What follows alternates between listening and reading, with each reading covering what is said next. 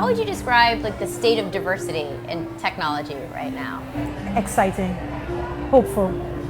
And that's because we've gotten to a point where people are understanding the magnitude of the problem and we're coming together to try to solve it on a national level. How do you reprogram a company to diversify? Especially in Silicon Valley, it seems like a lot of young white men who hire other young white men. So how do you reprogram the DNA of the company and those processes? Because you use what is germane to that culture, which is data. People are very driven by doing what makes sense. So we talk at Facebook about cognitive diversity. That's what we're going for. We're trying to get as many different perspectives as possible, focused on solving the most complex problems.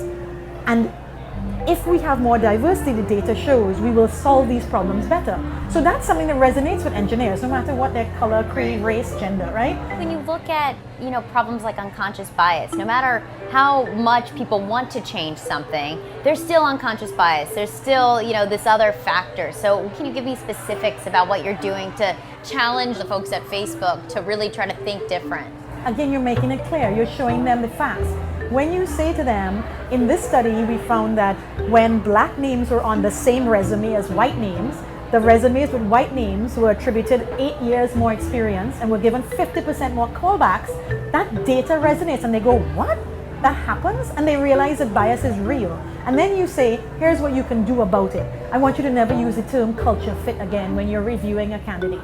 Because culture fit is a lazy way of saying they're like me. And actually, I don't want more people like you.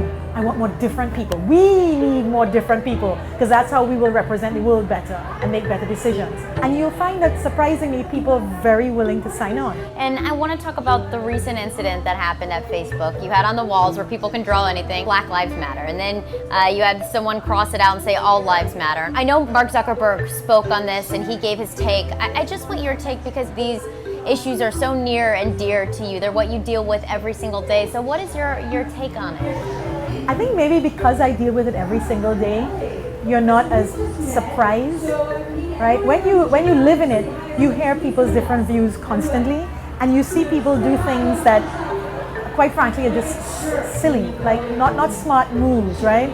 So scratching out anyone's opinion, anyone's expression is not good and it's not something we tolerate at the company. And for me, it's still hopeful. I'm still in a place of hope because what I saw happen was a bad action that was swiftly addressed.